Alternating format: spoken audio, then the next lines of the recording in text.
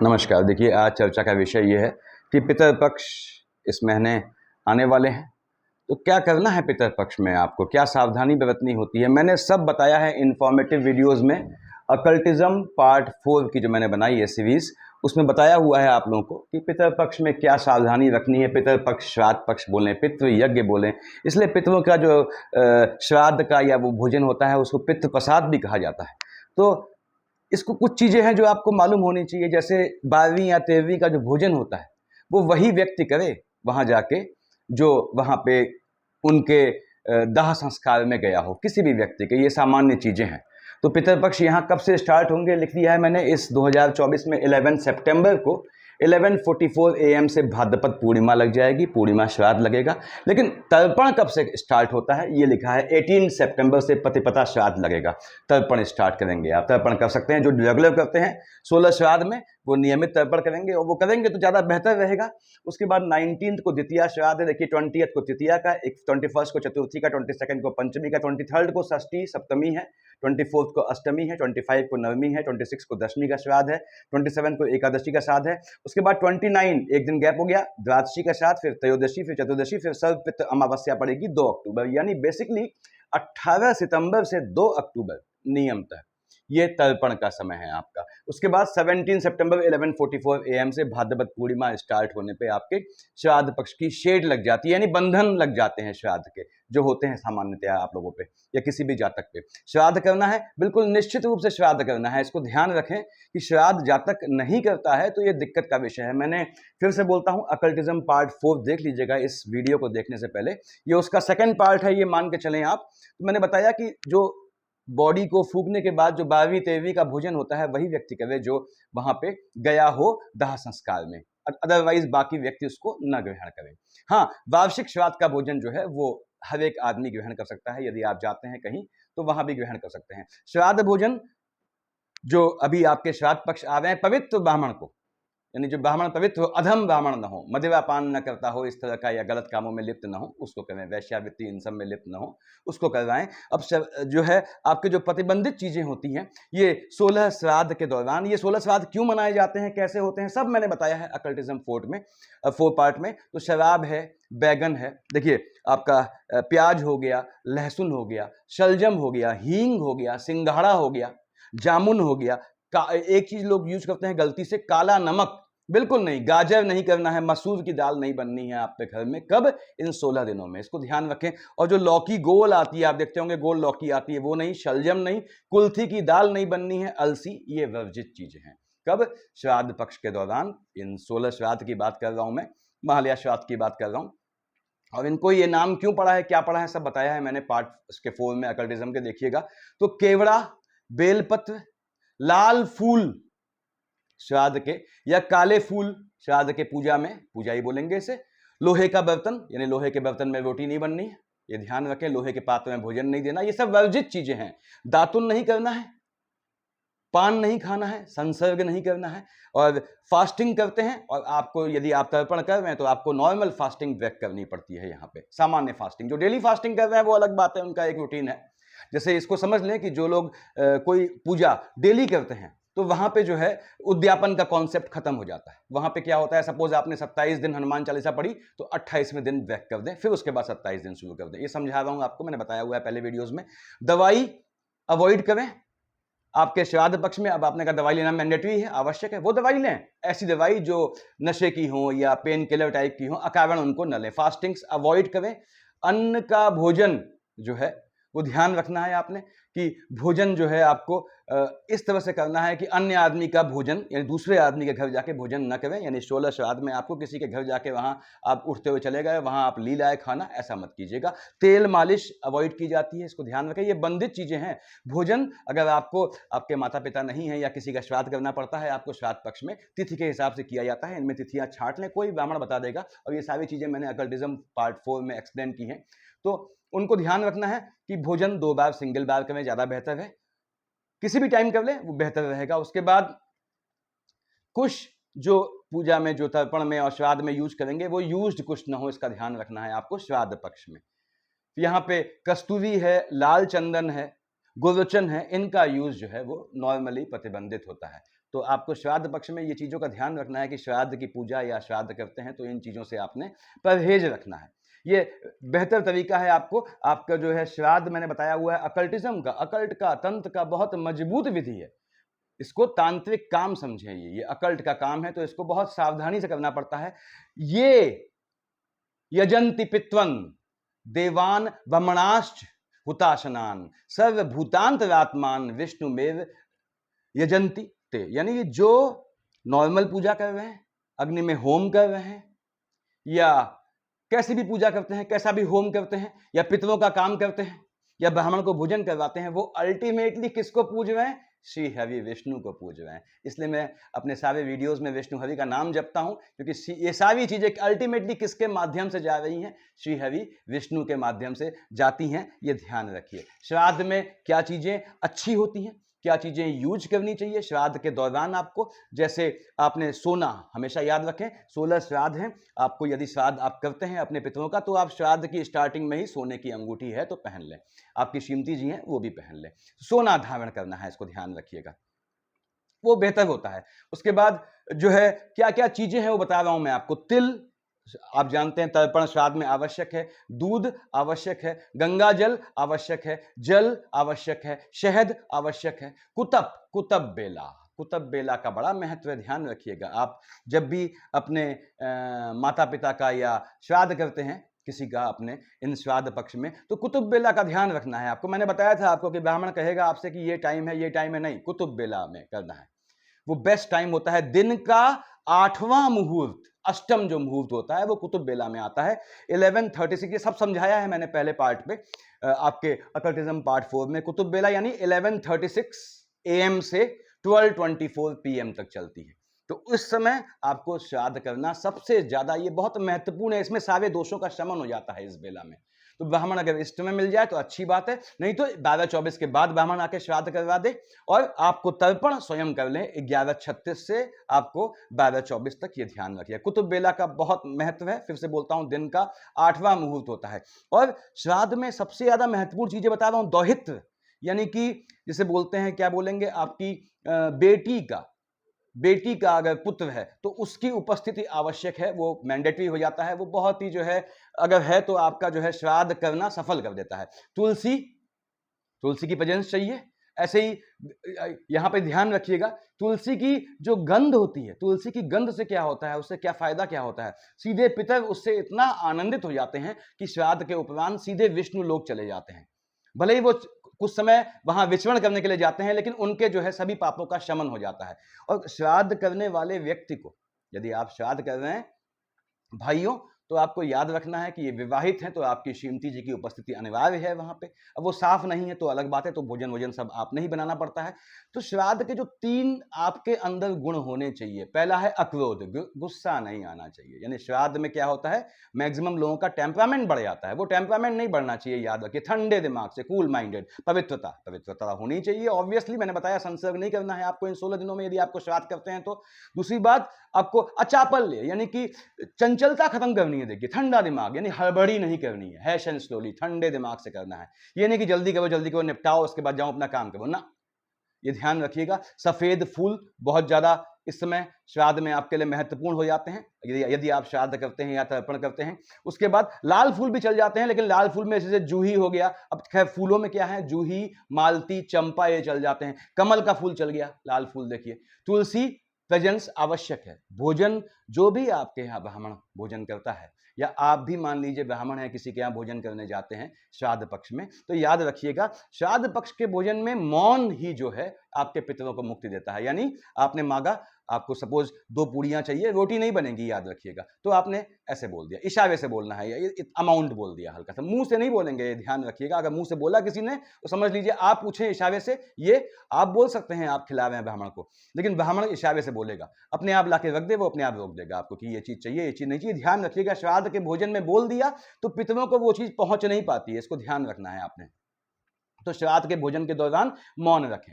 उसके बाद जो पिंड बनता है, पिंड के लिए आवश्यक चीजें क्या होती हैं, पिंड बनाते होंगे आप लोग, जो बनाएंगे आप। उसके बाद श्राद्ध के दौरान तिल है, दूध है, शहद है, अन्न तो होता ही है चावल, उसमें जल है, घी है, ये आवश्यक अंग है। 8 अंग आवश्यक होते हैं, ये तो इतने ही हुए। तो बाकी क्या बचे, धूप और दीप, यानी धूप और दीप जलते हुए, जब जल रहा है तब पिंड, उस समय धूप और दीप जलना चाहिए, तब पिंड बनाए जाते हैं। उसके बाद सोने का मैंने बताया बहुत महत्व है, चांदी के बर्तन का बहुत महत्व है। यदि भोजन बनाते हैं सोने के बर्तन में भोजन बनाना तो ये मुमकिन नहीं है आम आदमी के लिए, कहां से बर्तन लाएगा, सोने की कढ़ाई, चांदी के बर्तन चल जाता है, कांसे का पात्र चल जाएगा, तांबे का पात्र चल जाएगा, इसमें करें। पलाश के पत्तल में भोजन परोसें, बहुत बेहतर है, देखिए। लेकिन याद रखिए लोहे का, यानी तवे पे रोटी ना बनाएं आप, लोहे की जो कढ़ाई वढ़ाई बिल्कुल यूज ना करें। पितर तुरंत ये देख के लौड़े आते हैं। तो भाइयों और बहनों ध्यान रखना है, कुतुब बेला बहुत महत्वपूर्ण है। यानी कि आपका सपोज किसी भी तारीख को आपके जो है माता या पिता का देहांत हुआ है, उस तारीख को आपने करना है, शायद सपोज चतुर्थी को श्राद्ध करना है आपको, सपोज अपने पिताजी का, या पंचमी को करना है और श्राद्ध पिताजी का, तो आपने क्या करना है, आपने याद रखिएगा कि कुतुब बेला ढूंढनी है, यानी 1136 से 1224 के बीच अगर ब्राह्मण आ पाए बहुत बेहतर है, अदरवाइज ब्राह्मण को 12-24 के बाद करवाएं, उस ड्यूरेशन में खुद तर्पण कर लें। तो ये आपने बहुत ध्यान रखना है। ये मैं सामान्य चीजें बता रहा हूं, ये सारी चीजें मैं श्लोक विस्तार सहित मैं अकल्टिज्म पार्ट 4 में आपको बता चुका हूं। पितरों का श्राद्ध आपने करना ही करना है, चाहे हंस के करें चाहे रो के करें। ये मैंने कुंडली से बताया है, बताऊंगा आपको अभी कि आपके पितरों का श्राद्ध नहीं करते हैं तो किस किस खाने की धज्जियां उड़ती हैं, ये आपको आना चाहिए। यो अनेन विधिनाम श्राद्धम कुर्याद वै शांत मानसः व्यपेत कल्मसो नित्यम याति नावर्तते पुनः। यानी कि जो नियम से श्राद्ध करता है अपने माँ बाप का, और खासकर श्राद्ध पक्ष में ये जो बाउंडेशंस हैं, जो बंधन है, उनको फॉलो करता है, वो अस्थि बंधन से मुक्त हो जाता है, वो जन्म मृत्यु के जो है आपके जो साइकिल है उससे भी मुक्त पा जाता है और सीधे विष्णु लोक जाता है। श्राद्धम न कुरुते मोहात तस्य रक्तम पिबन्ति। जो व्यक्ति अपने माँ बाप का श्राद्ध नहीं करता है तो यकीन जानिए कि अब माँ बाप तो आके आपका खून पिएंगे नहीं, लेकिन पितरों का आपसे उतना मोह नहीं होता है, वो जेन्युइनली आपको जो है जज करते हैं। तो पितर और उनके साथ की जो अतृप्त आत्माएं हैं वो आके आपका खून पीती हैं। किस मामले से, ये इस मामले से, कुंडली के माध्यम से खून पीती हैं। तो कैसे पीते हैं वो देखेंगे। तो याद रखिए कि श्राद्ध आपको जो है नियम से करना है, और श्राद्ध पॉइंट ऑफ नो रिटर्न है भाइयों और बहनों। एक बार स्टार्ट कर दिया तो फिर आप उसको रोक नहीं सकते, वो आपको जीवन पर्यंत मरते दम तक करना है, जब तक आप सक्षम हैं या फिर आपके स्थान पे कोई दूसरा ना उठा ले आपका सहोदर गोत्र का। नैनम यानी नैव नैव श्राद्धम विवर्जित, श्राद्ध को कभी नहीं छोड़ा जाता, याद रखिएगा। तो ये ऐसी प्रोसेस है जो एक बार आपने स्टार्ट कर दी तो आप इसको फिर जो है नहीं रोक सकते हैं। न मे अस्ति वित्तम न धनम च नान्यच्छान्दोपयोग्यम स्वपितृन् तो अस्मि। ये बता रहा हूं उनके लिए जिनके पास पैसा नहीं है। तिप्यंतु भक्त्या पितरो मय तो कितो भुजो वर्तमनि मारुतस्य। यानी कि जिसके पास धन नहीं है, ऐसी बहनें जो किसी कारण से उनके भाई नहीं है, उनके माँ बाप का श्राद्ध नहीं हो पाता है, या फिर जो है ऐसे व्यक्ति जो हैं जो अर्थहीन हैं, विदेश में फंसे हैं, ऐसी स्थिति में है कि वो श्राद्ध नहीं कर सकते हैं, वो मैंने जो श्लोक बोला कि न मे अस्ति वित्तम न धनम च, न मेरे पास, न मेरी पोजीशन है, न मेरे पास धन है, न मेरी आर्थिक स्थिति है, और न मैं इस पोजीशन में हूं कि मैं श्राद्ध कर पा रहा हूं। उन्हें क्या करना है, बहते पानी के पास चले गए, चाहे महिला हो चाहे पुरुष हो, दोनों हाथ खड़े करके ऊपर आपने ये श्लोक बोल दिया, हाथ जोड़ दिए, पितरों को नमस्कार किया, आपको वही फल मिलता है जो एक नियमित रूप से श्राद्ध करने वाले को मिलता है, और आपके पितर भी संतुष्ट होके जाते हैं। लेकिन सच होना चाहिए, यानी आपके पास धन नहीं है तो आपने धन बोला कि न वित्तम, यानी कि मेरे पास धन नहीं है, तो मैंने श्लोक बताया, इस श्लोक बोल के कोई भाई कोई बहन कर सकते हैं, इसमें लिंग का कोई भेद नहीं आता। उसके बाद पैसा है आपके पास, समय नहीं है, तो आपने ये कह के ब्राह्मण को दान दे दिया या भोजन करवा दिया। और नंबर आदमियों को 1, 3, 5 या 7 लोगों को भोजन करवाइएगा, तो आपको जो है कोई फिर श्राद्ध तर्पण से आप फ्री हो जाते हैं, उस समय के लिए मोमेंटरी फ्री हो जाते हैं। श्राद्ध तर्पण गया में करने के बाद लोग कहते हैं नहीं करना है ना, ये सब भ्रांतियां हैं, सब मैंने बताया है अकल्टिज्म पार्ट 4 में, उसको देख लें। तो याद रखिएगा, यदि आप अर्थहीन हैं तो मैंने जो श्लोक बोला उसको ऐसे हाथ खड़े करके बहते पानी में, और पानी के बीचों बीच खड़े हो जाएंगे तो बहुत बेहतर है। जेंट्स हैं तो बिना सिला कपड़ा पहने, लेडीज में ऐसा बंधन नहीं होता है, और आपने जो है एक शॉल भी लपेट लिया। लेडीज से भी कह रहा हूं, अगर आपके माँ बाप हैं और जो है मतलब माँ बाप खत्म हो गए हैं और जो है आपके भाई बंधु नहीं है करने वाला, और पितरों आपके माँ बाप के लिए आपकी प्रेम है, श्रद्धा है, तो आप अगर बिना सिला कपड़ा पहने लपेट के कर सकते हैं कहीं भी बैठ के और हाथ खड़े करके, तो याद रखिएगा कि आपको जो है वो इस चीज से यानी कि आपके पितरों को संतुष्टि मिल जाती है। ब्राह्मण के पैर धोते हैं श्राद्ध में, तो याद रखिए खड़े होकर पैर धोएंगे तुरंत आपके पितर लौट जाएंगे, बैठ के पैर धोने हैं, तो ये ध्यान रखना है आपको। और बहनों से भी कह रहा हूं, मैंने बताया आपके अगर माँ बाप नहीं है और भाई नहीं है तो आपको करना है, आपने ऐसे हाथ खड़े किए, नहीं कर सकती हैं उसके बाद अगर समर्थ है पैसे में तो ब्राह्मण को दान दे दिया, नहीं कर सकती हैं ऐसे आपने श्लोक बोल दिया। और ये याद रखें, आप ये चिंता न करें कि आपने कहा साहब मैंने एक जो है मैं महिला हूं, मैंने एक मोटा कपड़ा लपेट लिया, अजीब लगेगा ना। देव पित्र काव्याभ्याम न पम दिव्य दितव्याम, यानी कि जो है जो देवों के और पितरों के काम में वो हास्य करता है, आपका मजाक उड़ाता है या स्वयं इसको मजाक में लेता है, तो उसका त्वम दितव्यम, यानी कि उसका जो है वो अल्टीमेटली जो है वो ध्वस्त हो जाता है। तो आपको चिंता करने की जरूरत नहीं है, अपने पितरों का काम बिल्कुल ध्यान से करें और पितर पक्ष को यूटिलाइज करें। हिंदू धर्म के हैं तो आपको ये करना ही करना है, देखिए चाहे हंस के करें चाहे रो के करें। बाकी कैसे प्रोसेस किया जाता है, किस श्राद्ध का क्या मतलब है, सब मैंने अकल्टिज्म फोर्थ ने बताया है।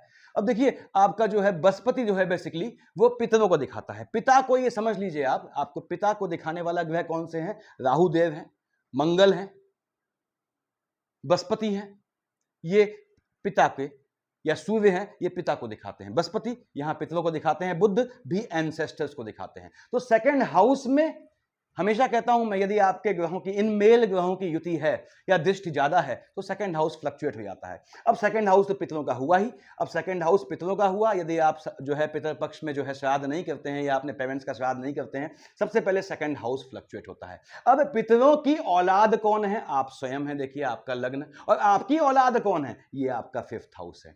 तो यदि आप श्राद्ध नहीं करते हैं तो सेकंड हाउस फ्लक्चुएट होता है सबका, और फिफ्थ हाउस यानी संतान वाला पक्ष फ्लक्चुएट होता है सबका, पहली चीज। दूसरी बात, बृहस्पति जहां का मालिक हो, किसका मालिक होता है? 9 और 12 धनु मीन का, वो जहां लिखा हो वो खाने फ्लक्चुएट हो जाते हैं। मान लीजिए मैंने मेष की, मैं एक पेन पकड़ लूं ताकि जो है निशान लगाते जाऊं। मान लीजिए मैंने मेष लग्न की बात की, ठीक। अब मेष लग्न में यहां क्या लिखा है? देखिए भाइयों, एक लिखा है, तो 1 2 3 4 5 6 7 8 9, मेष देखिए 9 कहां लिखा है? मेष में यहां लिखा है, मैंने लिखा है ब्रैकेट में 9, यानी मेष लग्न की कुंडली में 9 यहां लिखा होगा ऑब्वियसली, और 12 कहां लिखा होगा? देखिए ये मेष, ये 12 यहां लिखा होगा। उसके बाद मेष में सेकंड हाउस का लॉर्ड कौन है? यहां 1 है तो 2 है, यानी 2 लिखा होगा, 2 यानी शुक्र, विष तुला का मालिक। 2 3 4 5 6 7, देखिए मेष ये आ गया।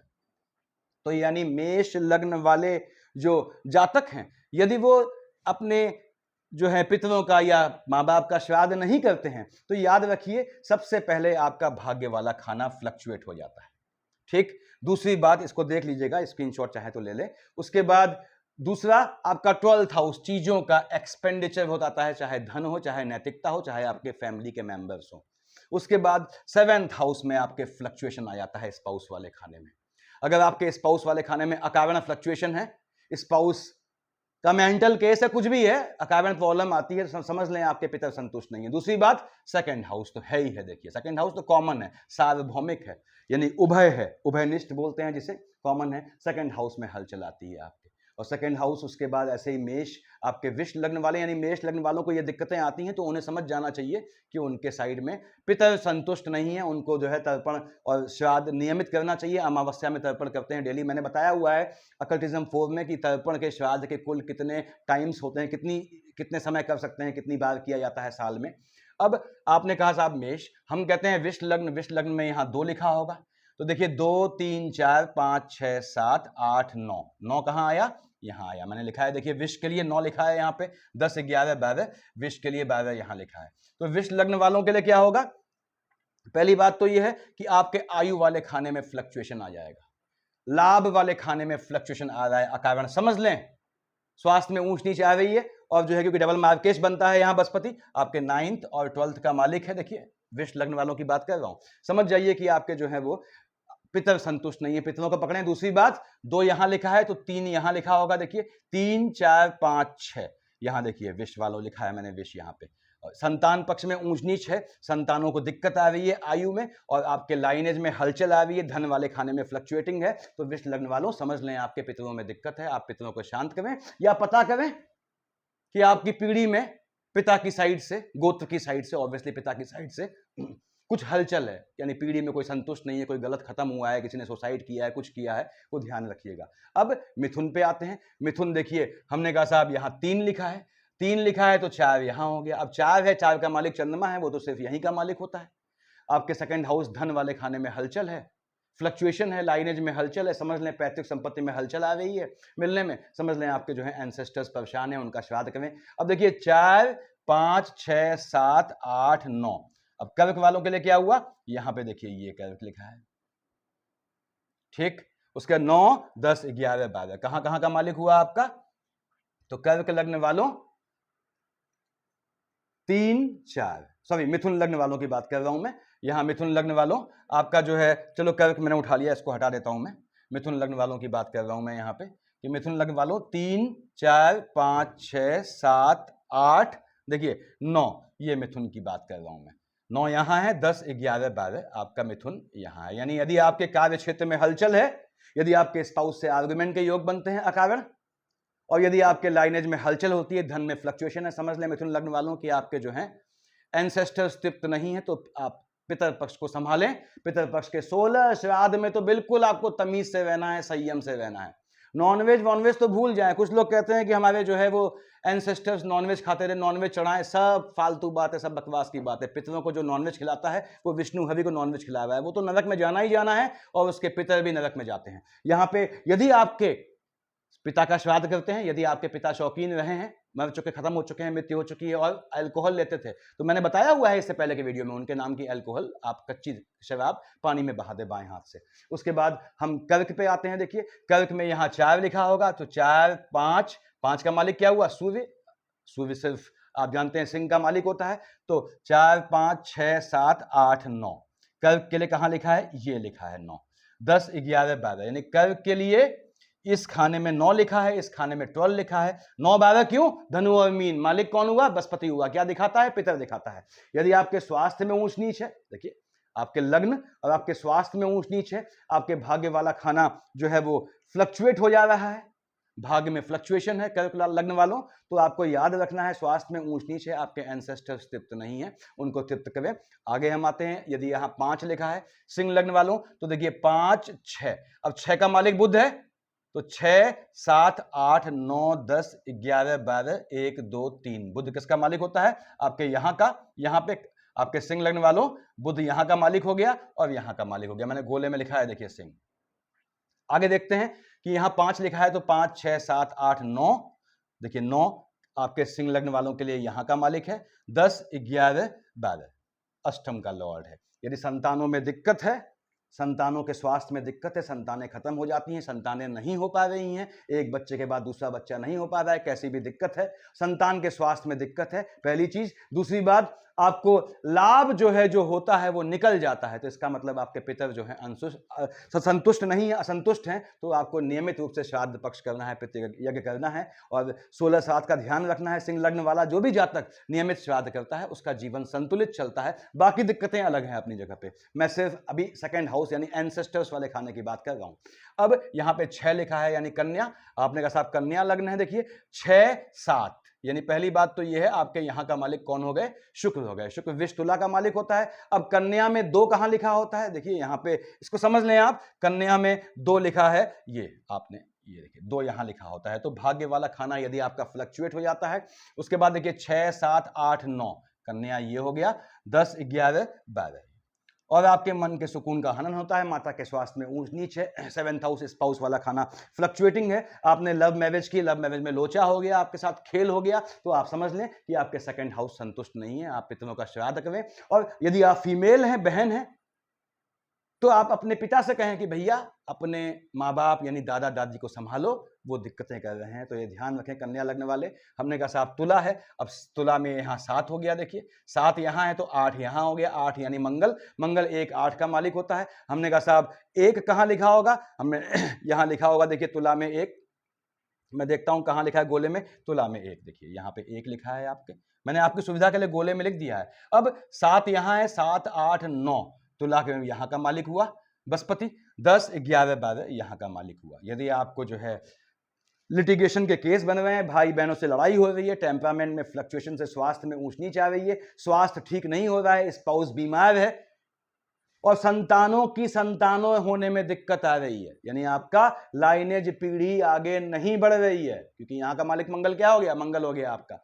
तो आप समझ लें कि आपके पितर संतुष्ट नहीं है। तो तुला लग्न वाले जातकों, यदि आपका पीढ़ी नहीं बढ़ रही है, आपकी संतानों की संतानें नहीं हो रही हैं, आपके मेल चाइल्ड नहीं हो रहे हैं, फीमेल चाइल्ड है, समझ ले आपके पितर असंतुष्ट हैं, पितरों को शांत करें।